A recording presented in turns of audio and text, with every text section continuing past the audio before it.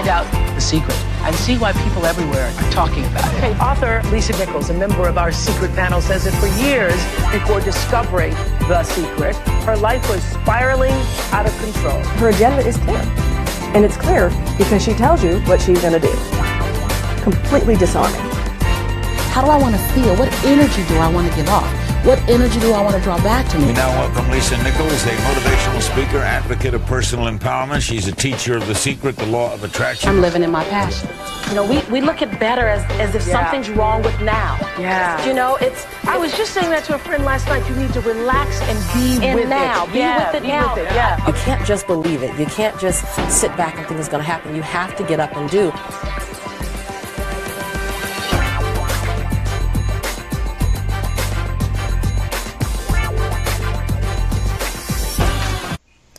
Hey everybody, welcome back to another episode of the Sue Ham Show. And as always, we have electrifying, dynamic guests. And my goodness, today I have one of my sheroes, the great Miss Lisa Nichols. How are you doing, Miss Nichols? I'm doing wonderful. Thank you so much for having me. I'm excited to be here with you. Thank you. You know, I got to tell you something. Before we got you on, my 8-year-old son, Jackson, and I, we've been watching you on YouTube. We have your book. We've been watching you on The Secret, watching you on Steve Harvey. Mm-hmm. And I said to my son, I want to interview her. And he's like, you're going to do it. And I'm telling you, it's funny because I kept visualizing it. And then you kept popping into my news feed on Facebook.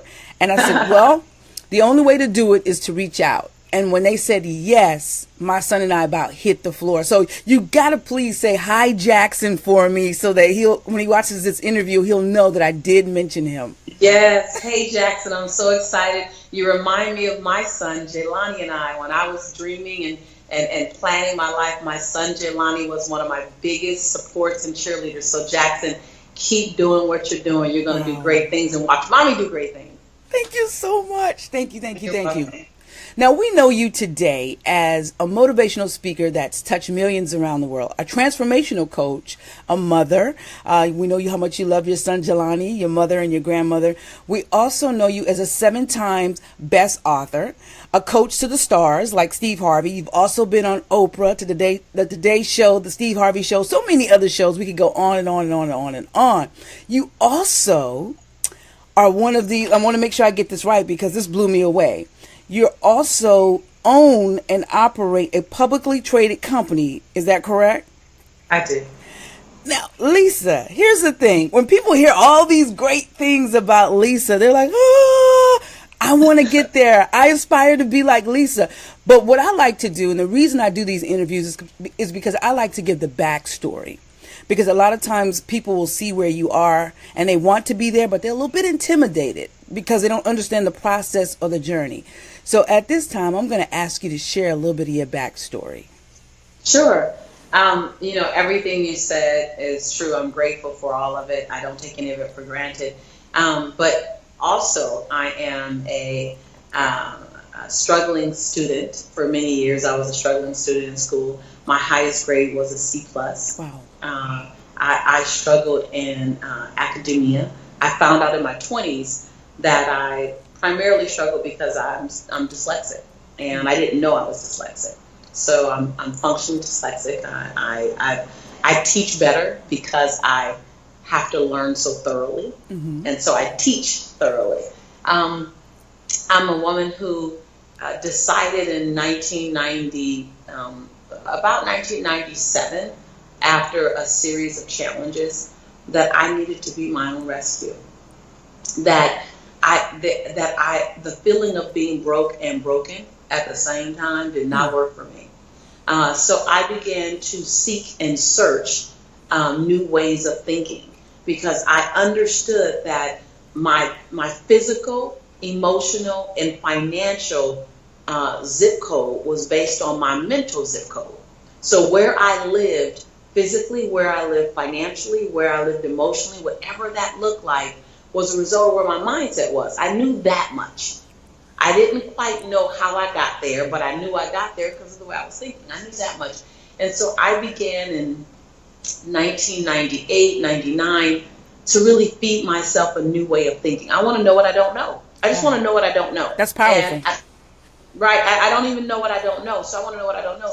So I began to read books, and the crazy thing was I read books that I didn't understand, and I would read them 3 and 4 times, and I'd highlight them, and I wasn't a big reader. I wasn't a big reader, so I didn't grow up loving reading. It was challenging for me because of my dyslexia. But I would read a book, and Sue, I would understand about 33% of the book. I could read the whole book, but I'd only comprehend about 33% of the book.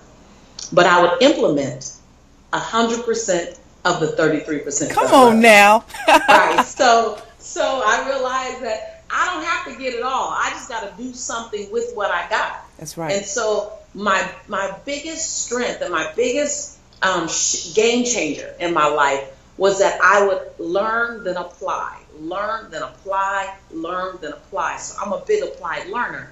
And action, Joan Baez says, action is the antidote for despair. My coach told me that years ago, and she would always say it. And I realized, wait a minute, hold on. Anything that I don't like in my life, anything that I want to shift in my life, if I give it action, it has to shift, because energy grows where energy goes. If I want something to have more energy, give me more good energy out of it, I need to put more energy into it. And so I am the little engine that could.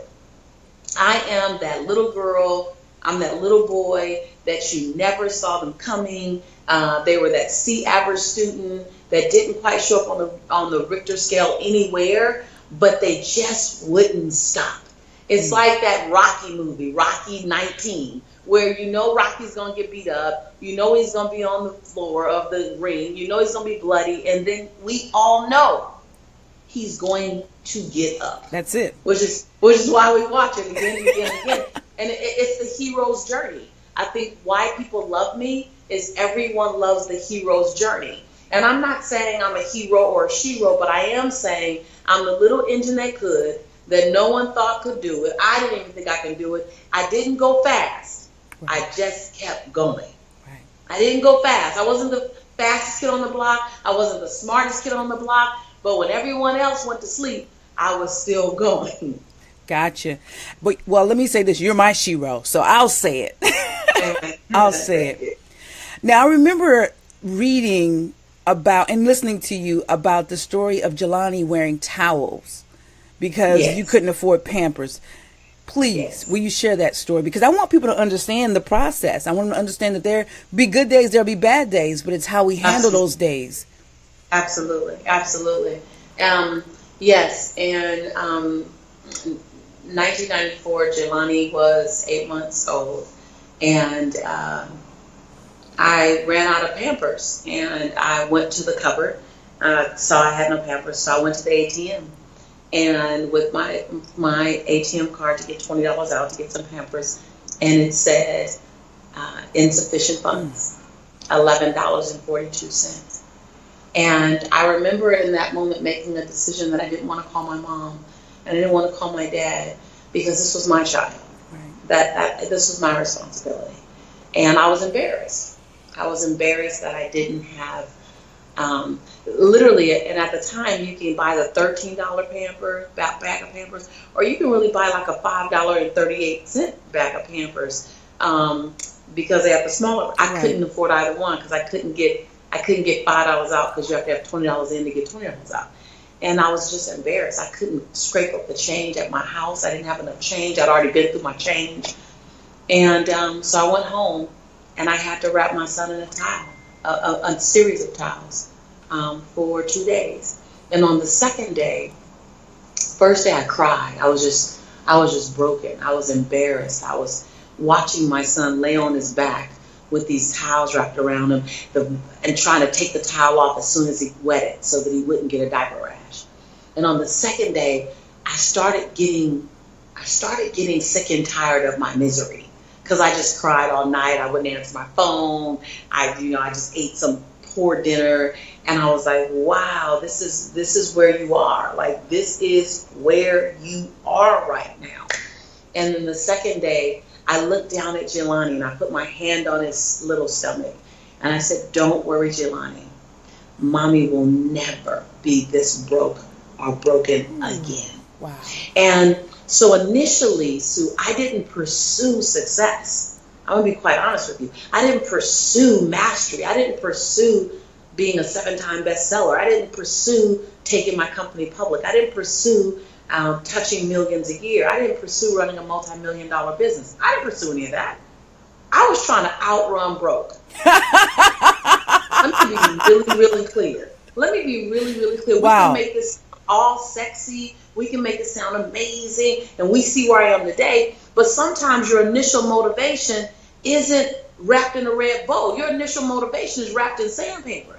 Sometimes you don't even know what you're pursuing. You're just getting the heck away from something. Yes. So all I was doing was getting as far away from $11.42 as I could. I didn't quite know what I was running toward, but anything that looked like that, I didn't want anymore. And so I knew that I had gotten myself to where I was based on what I knew. So I knew I didn't know enough.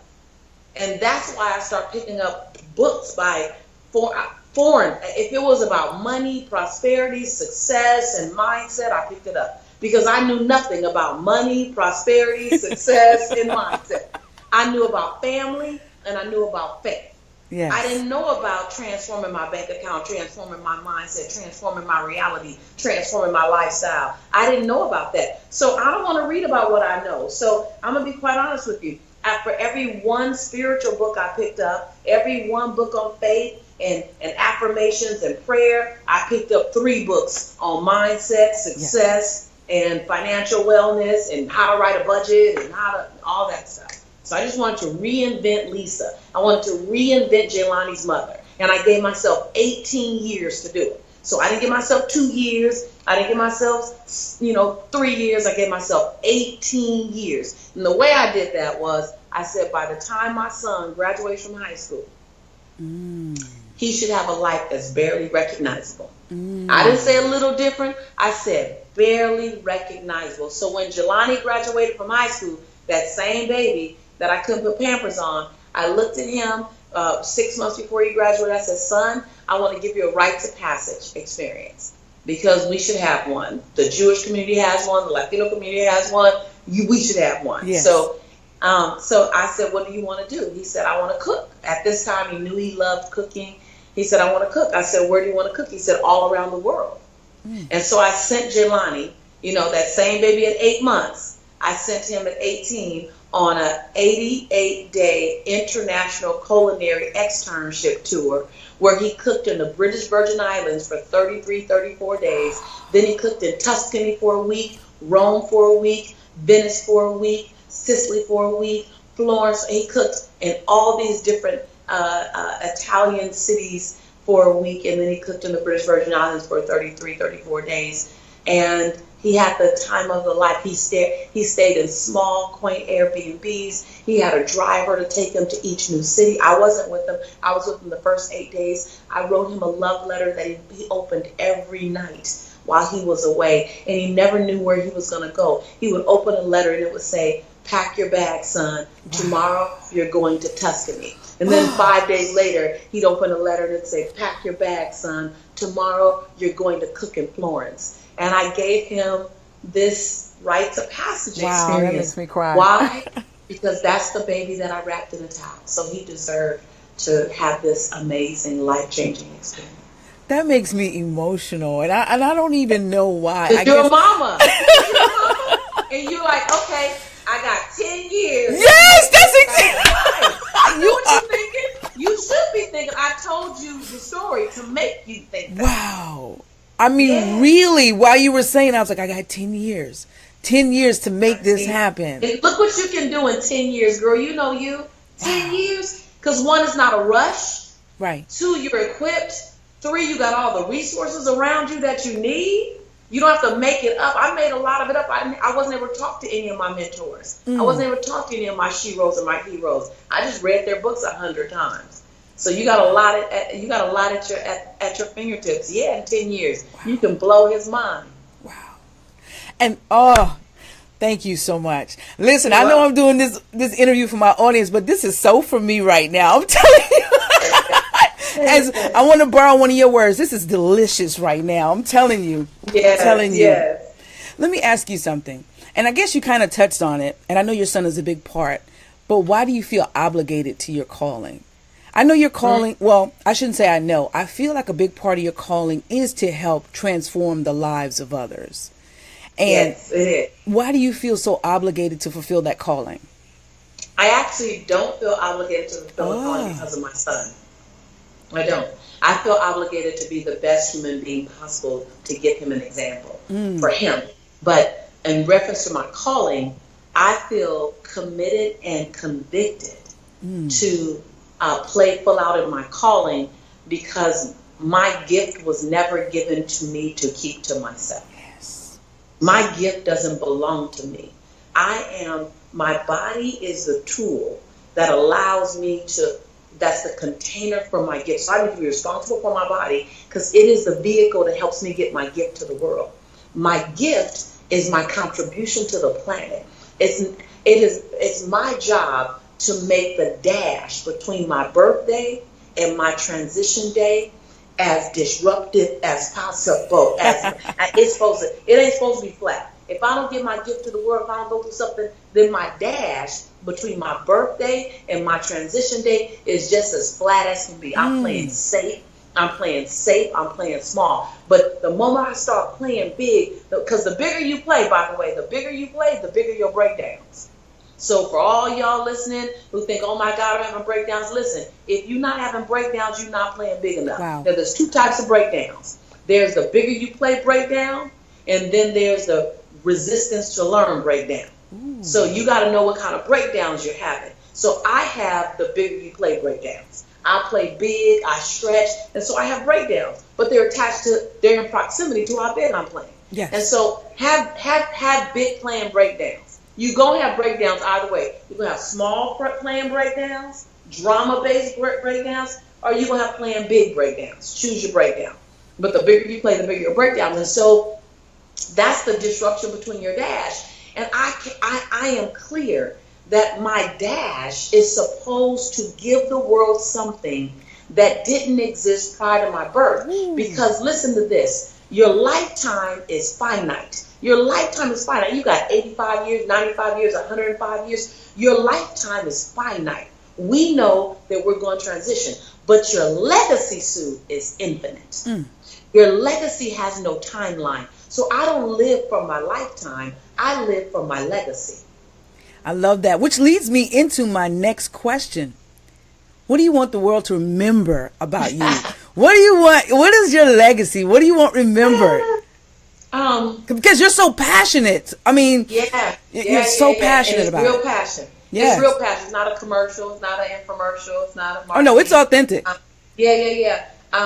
I want my legacy to be she was willing to live in her conviction even at the sake of her convenience. So I want my legacy to say she inspired us to play bigger than our fears. She inspired us to jump with knees knocking and teeth chattering.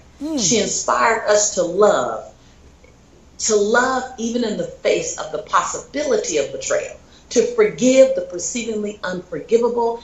She inspired us to love what we thought was the unlovable. She inspired us to do what we thought was the impossible. She inspired us to stretch beyond anything called a comfort zone. She inspired us to live in our conviction, not our convenience. Yes, yes. Woo! Yes, yes. Look, you might have to send that recording back to me now, because that's the first time I said it like that. So. Woo! I love it. I love it. 5 years from now, where's Lisa Nichols? What is she doing? What other great feat has she accomplished? Wow. So, first things first. 5 years from now, I can't believe I'm saying this out loud to somebody, but 5 years from now, I truly believe Lisa will, with everything in my heart, Lisa will be Mrs. Somebody. Come on, somebody! Call it and claim it. Call it and claim it. Come on, girl. So 5 years from now, she will stop having interviewed and she will have hired and chosen. Come on, somebody. Right now, she's interviewing still. 5 years from now, I will be holding and delivering powerful, impactful, sacred experiences for women leaders, yes, primarily. So I will have moved away from just serving everyone, the masses, to really exclusively serving leaders so that I can touch millions by touching women who touch millions. 5 years from now, I will have a broader reach because I'll sit inside of television more. 5 years from now, the Lisa Nichols life story will have been out, or on its way out, From Welfare to Wall Street. Yes. I'm just saying that's a working title. 5 years from now, I will be facilitating a phenomenal experience for my mother and my father. God willing, they're still with me. I will be focused on what kind of daughter can I be in that season, and what kind of mother, adult friend and mother to my son can I be, and to his life partner, ideally, he will have. 5 years from now, I will be 2 steps or 10 steps closer to doing my ministry work. I believe that 20 years from now, I will have amassed enough financial wealth to take care of my lifestyle and never have to work again. And this is my 20-year dream, because you got to think real big, real long when you're gonna play. When you're gonna play as big as I play, you gotta walk it out 20 years. But 20 years from now, I see myself spending 6 months out of my year in third world countries with women in villages, and just sitting in small villages and inspiring the young girls, and using my friend circles to help create radical financial change, bringing water and education and clothing and health and sanitary napkins and all of the things that we don't even think about to villages and origins of the world, that's everything for them.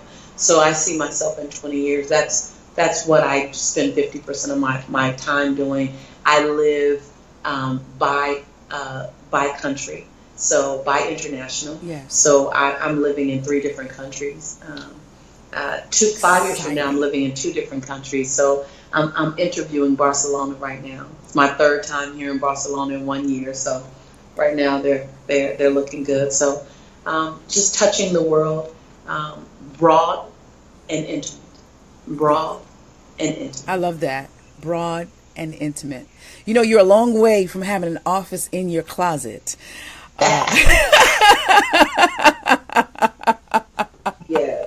You've come a long way, Miss Lisa Nichols. Amen. 5 years from now, I see myself helping you with your vision. I'm going to go ahead and put that out there. Put it into the atmosphere. I can hold that vision with you. All right. I know you have something coming up here in my neck of the woods. It's about a 5-hour drive from me in Atlanta, Georgia. Would you? Oh, look at you. Share a little bit of that with us before we let you go today. Tell us about that event. Well, what's really exciting is literally before you and I jumped on this interview, I spent the last 90 minutes prior to, or 2 hours prior to this interview, writing the curriculum. Oh, wow. For that very event. So talk about fresh off the press. So I am a believer that everyone has a voice and everyone has a message. Whether you're a platform speaker or not, whether you are like a Lisa Nichols or a Les Brown or a Tony Robbins or like a minister you might know, or whether you are that woman who has a story to tell, that man who has inspiration to give, and you give it one-on-one, you give it at work, you give it in your small business, that we all have a voice that's supposed to be used. We have a story that's supposed to be told. We have inspiration that we should be sharing. And so my event that's coming up in Atlanta teaches you how to master your voice, how to own your voice, how to impact others and create a tidal wave, a tsunami with your message. Yes. How do you inspire people for a movement, not a moment? Like, that's what you want to do. It's like, I want to inspire people for a movement, not a moment. How do you do that? How do you do that in the oral sense? And then how do you do it in the written sense? If you want to become a author, maybe an online course or an offline course or a book or a program. You want to become a speaker, or even if you don't want to become a speaker, you just want to master speaking. The event is called Speak and Write to Make Millions, and I want you to understand that speak and write to impact millions, thus make millions. And it's the flagship program in our company. It is the most sought after conference for speakers, authors, and coaches today. We've done it for 7 years straight. We used to only do it on the West Coast for the first five years, and then it grew so big, and the Midwest and the East Coast demanded that we come, demanded that we be able to get in our car and drive to you. And so this is the 3rd year that we have been on the East Coast going to Atlanta. We expect to have a packed house, standing room only. We expect to have to turn people away. We do it every year. I was told this event is a cross between an intensive workshop that teaches you life skills, written skills, and speaking skills, an intense revival that teaches you how to get out your own way, how to push past where you normally would say no, how to let the divine in you come out to serve the divine and touch the divine in others. And it's a very intense 3-day party. Yes. Because ain't no party like a Lisa Nichols party. Oh, I've seen snippets. Right. I'm serious about my parties. And so it is a fusion of how do I get the content I need to tell me what I don't know, to have me do what I haven't been doing, to have me get the life that I know I deserve. Yes. Tell me what I don't know, to inspire me to do the things I haven't been doing so that I can get the life I know I deserve. That's very methodical, very intentional. And then how do I serve and celebrate the God in me, the Spirit in me, the anointed part of me? How do I tap into that, move out of my own way, stop saying no when I want to say yes, and stop saying yes when I need to say no? Inspire me to do that. And then how can I hook my caboose to the train of a lot of other people who are moving and shaking at my same vibe, at my same pace? We have people coming from over 24 different countries into Atlanta to make it happen. And so, it's going to be a game-changing weekend, November 3rd through the 5th.